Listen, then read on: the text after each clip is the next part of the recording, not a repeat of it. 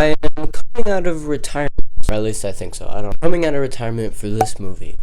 It was gonna be this movie, and this movie, and this album, and this movie, and this TV show, and this movie, and this, and this, and that. This one won. I got invited to an early screening of this movie because I'm such a famous YouTuber and movie critic. My friend works at a movie theater. They were allowing people to come in and watch the movie just a little early. I got to see the movie at 3 a.m. Got no sleep. It was amazing. Not the movie, of course. The no sleep part. We'll get into the movie. I will be mentioning spoilers in this video. By the time this video comes out, the movie will be available for everyone to see, so I do not feel bad. If I had released it right after I saw it, I'd probably be in some legal trouble, but I'll be okay. The plot of the movie is based off of the Flashpoint comic books, where the Flash goes back in time to mess with some stuff. In this one in particular, he is trying to save his mother. His mother got into an accident or got stabbed by a robber. He made a comment at some point in the movie and it just never got resolved. I don't know about that. He's trying to prove his dad's innocence, and he's been trying to prove it this whole time, as shown in Justice League. His dad is behind bars, been framed for the murder, or blamed for the murder, and he became a superhero to fix the broken justice system that they have. So this entire movie, he is just missing his mother, and the beginning of the movie, probably one of my favorite parts of any DC movie, any DCEU movie, or DCU, what are they calling it now? It's the Flash and Batman going around. Flash is trying to pick up the mess that the Batman criminals have left behind. He's trying to save this woman and these babies from a falling building. He's trying to fix the pipes underneath while Batman chases down these bad guys.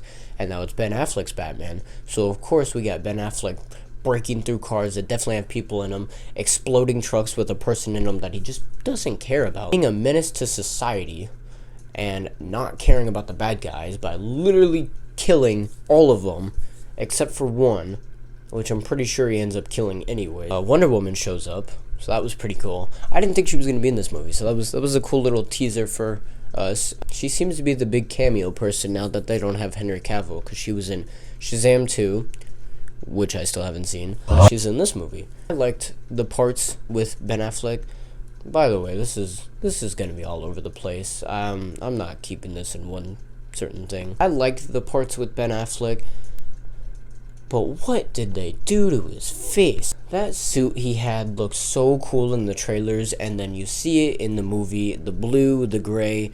It looks so stupid, and he is so old. You can tell by the close-up on his face. It's so wrinkly, and even the suit is wrinkly, and his fat chin is busting through the suit. It looks bad. The Flash's suit in this movie, though, looks good. We carry on to the Flash finding out that he can go back in time because he was on the phone with his father and remembering the past, and he ran so fast to the point where he broke time and realized he could go back in time and talk to Bruce Wayne about it. And Bruce Wayne disagreed. He was like, nope, you're going to break everything.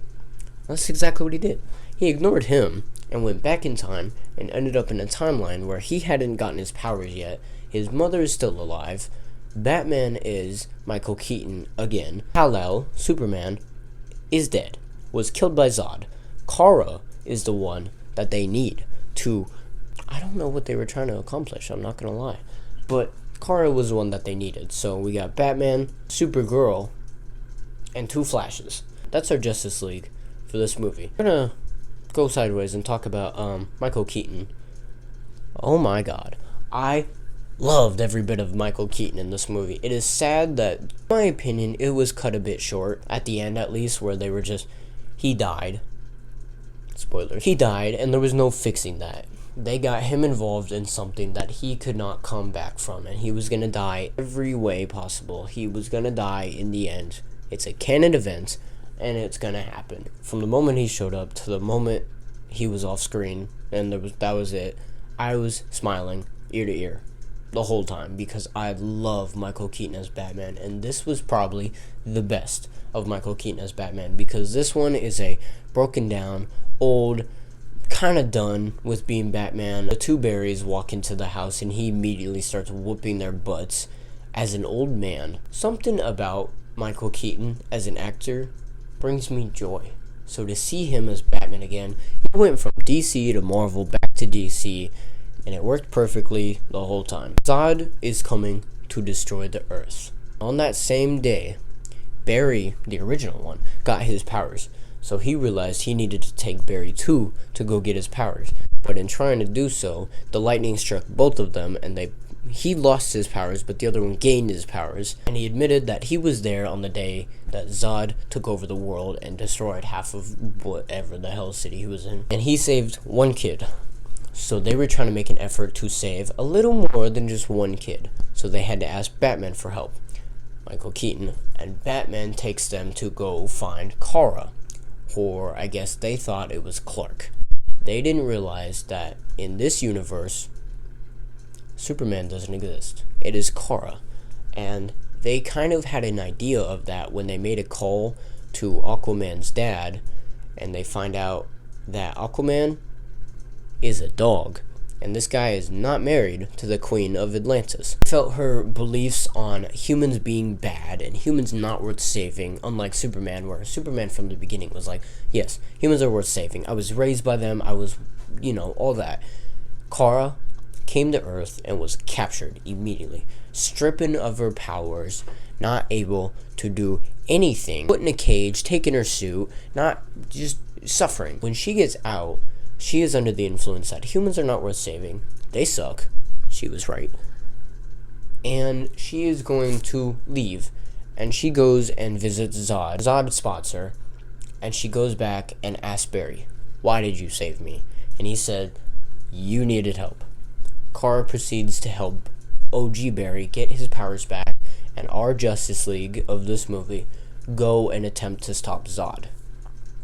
It doesn't go well. In every scenario in this universe, they lose. There's no way to prevent Zod from kill everyone. Kara dies every scenario.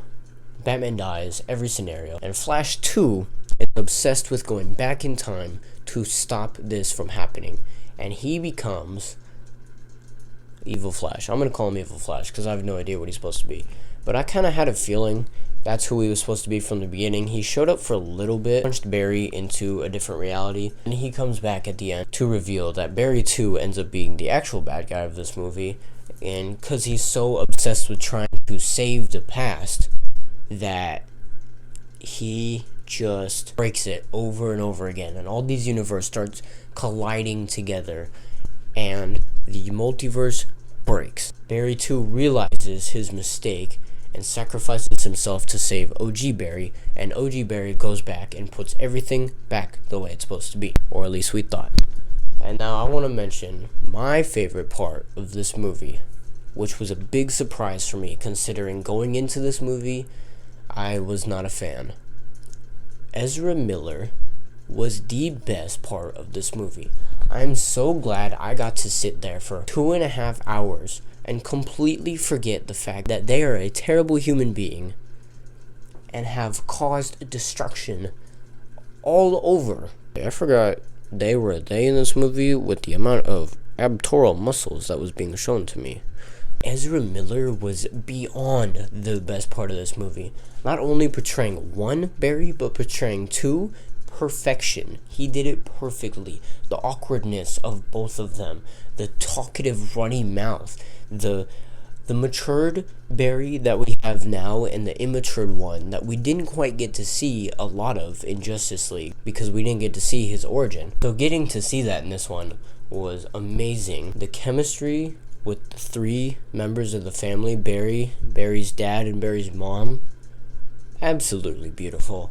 I actually was not caring too much for it at the beginning of the movie, and by the end, when he had to take the tomato sauce out of the cart that he watched himself from the past put in there, broke my heart, because he knew the only way for anything to go back to normal is his mom die.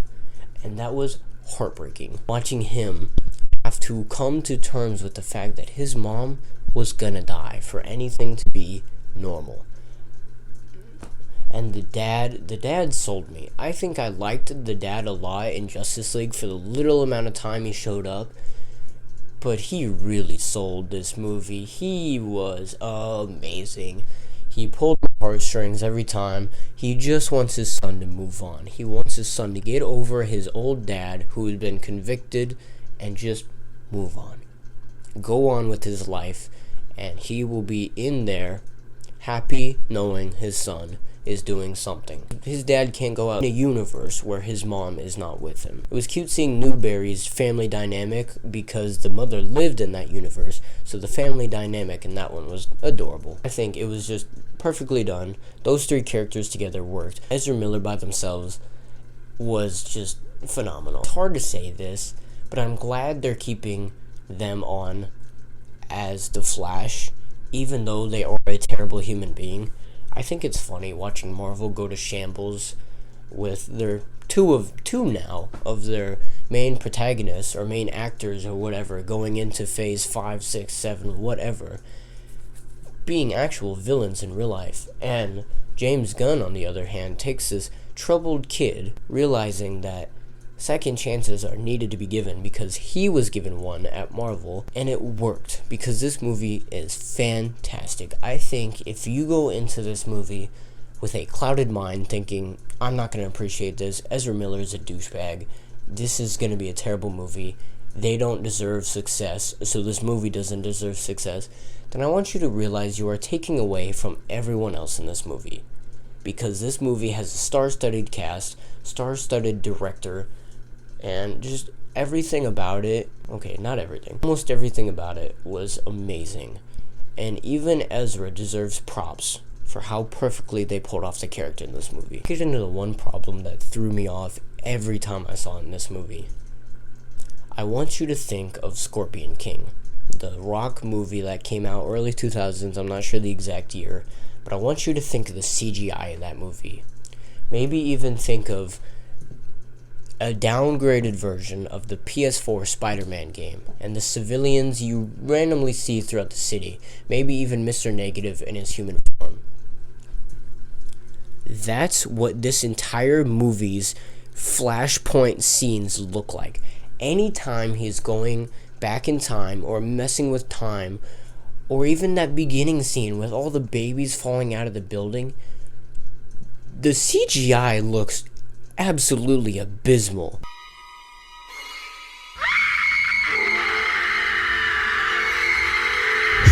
I'm not sure what the budget is on this movie. I'm not sure I want to know, because that was terrible. They looked disgusting.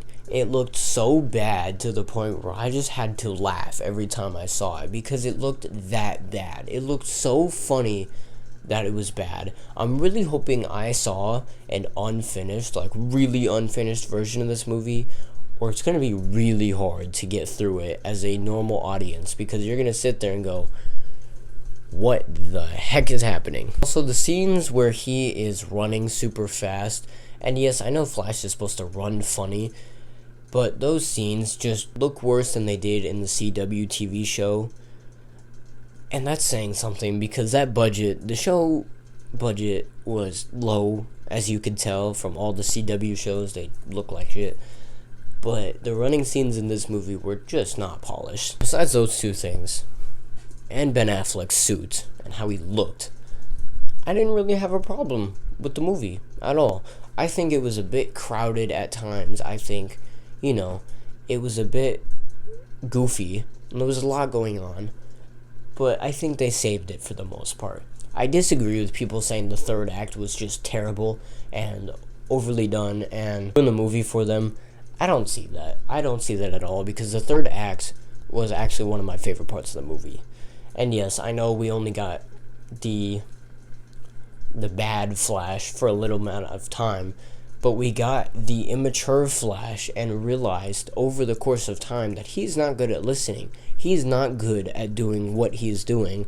Of course, it's him that becomes the bad Flash because he has the obsession of trying to fix everything. He has the obsession of owning these powers and being the superhero that the other Barry is, to where he takes advantage of it and ruins it and becomes a villain.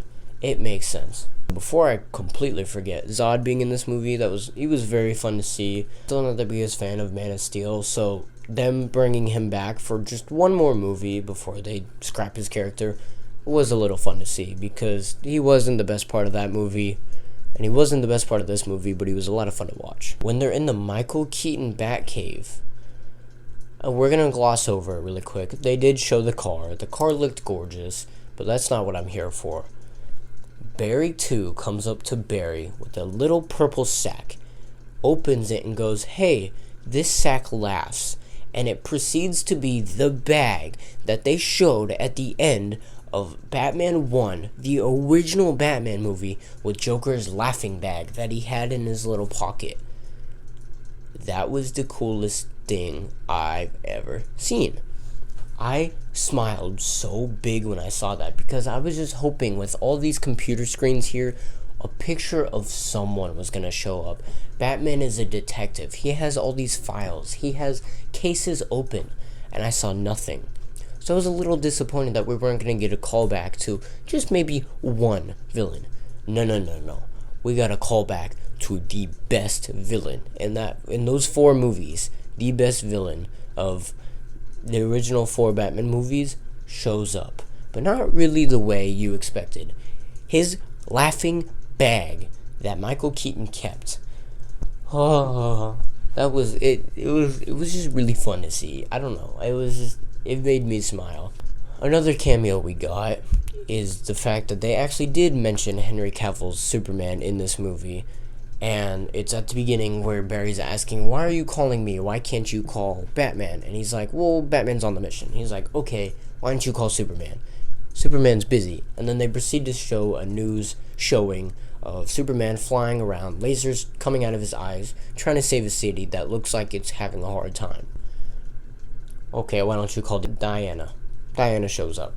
But I'm glad they at least mentioned Henry Cavill's Superman. It's a little annoying that for half of the time we've had a Henry Cavill Superman, he's been a faceless character. Shazam, he showed up at the end, no face. This movie, he shows up, no face.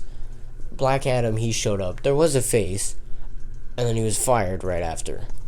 So it's just a little offsetting. It's a little annoying that they had this universe that could have worked, and it was shown at the beginning of this movie that this universe could have worked, because those 3 working as the Justice League, and then later in the movie when they work again as the Justice League, it could have worked. It really could have worked, and I'm so mad that it didn't. Speaking of Superman really quick, we're going to talk about how when the worlds are breaking, at the end, I mentioned how the worlds started clashing and breaking.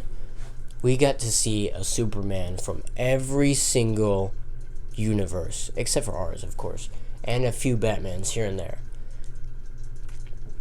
The original Superman showed up. We're going to talk about the 3 that I can guarantee were in this movie. Christopher Reeve, Brandon this guy, and his Supergirl show up in this. But that's not even where it caps off. That's not the coolest part. The canceled Superman movie, starring Nicolas Cage, actually gets about a minute of screen time, because you get to see this guy, no face. They're trying to hide it, but you know. My theater actually erupted. They were like, you get to see Nicolas Cage fighting off whatever villain. His hair is long, it's flying in his face, and then finally, at the end of it, you get to see the face of the canceled Superman movie that nobody wanted to actually see. Nicolas Cage playing Superman. It's actually insane what world we live in. That was super cool to see, just them give a little bit of, love to a canceled Superman movie. Never happened. But I'm glad we got to see those 3 Supermen. You also get to see Adam West as Batman. The original old Batman you get to see again. These worlds start colliding, and you can tell something's gonna go wrong by the end of this movie. And it did. Oh my god, it did. We're gonna talk about the ending right now. The ending of this movie. Barry fixes everything, goes back, goes to his dad's court case, and it's revealed that the tomato sauce was actually put on the top shelf. So he is proven innocent, showing that Barry did go back in time and mess with one thing, which was moving the tomato sauce up one shelf so they can get his dad to look up at the camera so it can be shown that his face is actually there and he is an innocent man. And at the end of it, Bruce Wayne comes to congratulate him on beating the case with the evidence that he helped provide. And he gets off the phone with Bruce Wayne saying he's pulling up. And paparazzi surrounds this guy. Car is the same from earlier. He watched him pull off in this car. So when he comes back in this car, he's like, oh, Bruce Wayne. And out steps George Clooney. George Clooney as Bruce Wayne. Back. I'm sorry. The worst Batman portrayal ever. Actually got me so hyped, smiling ear to ear. I got goosebumps. I'm getting goosebumps right now talking about it. George Clooney replaces Ben Affleck as Batman. Now, I don't know if this is guaranteed. I heard that the Batman for the new universe is going to be a bit of an older one. That's why he's training Robin, and it's the youngest Robin, the dickhead. So, what does this mean? I mean, I just watched George Clooney come back as Bruce Wayne, Batman. And I actually smiled. I think most people are going to be excited to see it. Was he the best Batman? Was he the worst? Yes, that movie was terrible. The one with Arnold Freezer butt sucked. That movie was terrible. But it did make me smile. Because watching George Clooney come back as Bruce Wayne, step out of that car, and Barry go, who the F are you? And he's like, Bruce Wayne. He says, you're not Batman. He goes, Barry, what's wrong with you? I'm breaking down thinking about it because what does this mean for the future of the DCU? I don't know. Does this mean George Clooney is going to be our Batman, as rumors said? I kind of hope not. I kind of hope it was just like a fake out funny thing. But I'm not against the idea. I think as long as he's under the right management, he could be a good old Batman. Now, it's a little sad because the Superman we're going to be getting is a new, young Superman. I would like if the Superman and Batman age was about the same. But I'll live. If it is George Clooney, I'll live. Because we still got Robert Pattinson's Batman, which I'm very excited for. But we will talk about the credit scene where one more Justice League member comes back to confirm that he is safe. I think with all these characters showing up, Shazam, Wonder Woman twice, Aquaman, plus he's getting his own movie later, and The Flash are all confirmed to stay, and the Aquaman one gotta be confirmed now because he's in the credit scene of this movie, talking about all these different Batmans that showed up, and Aquaman's drunk, and he falls into a puddle, and he goes, this is my home, and Barry's like, no, come inside, we'll sleep, and he's like, I'm good right here. He's Aquaman, he lives in water or whatever. And then he starts blowing bubbles. It was a little funny. It was nice seeing Jason Momoa. It's always nice seeing Jason Momoa. But George Clooney, though. No, I'll get off it. I want to hear what you guys have to think. It's very interesting to me to think about where they're going to go with this. Yeah, I don't know. I'm speechless, honestly. It's very interesting to think that this is where DC has gotten. It went so wrong for so long that finally they're fixing it, and this movie is actually a step in the right direction. I wanted to rate it a 7.5 originally. I gave it a 7 last night when I saw it, but thinking about it more, I have to give it at least an 8, maybe an 8.5, because this movie is worth it. This movie is worth seeing in theaters because it gives you a nice, it's emotional, it's a little packed at times, but it's nice. This is the last time you will ever see the DCU as it is right now. Go enjoy it. Really, you need to go see it. It's a lot of things. It's funny, it's emotional, there are stakes in the movie, there's consequences. this is the last time you'll ever see Ben Affleck. I mean, he gets replaced like that. Like, he's just kind of off screen and then gone. This is the last time you'll get to see Michael Keaton as Batman, most likely, and it's worth it. And this maybe James Gunn is lying to us all. Maybe this is the last time we will see Ezra Miller as the Flash and Aquaman, and I guess no, he gets his own movie. Maybe this is the last time we'll see Wonder Woman. Whatever. Maybe he's rebooting everything. He's not, but go watch the movie. It's worth it. So thanks for taking time out of your day to watch my video. I will work on getting back on a better schedule. Can I guarantee anything? Because obviously I haven't been good at that in the past. So, but it is summer now for me. So, I have no excuses. And I have all this free time. So, I better get to it. Bye!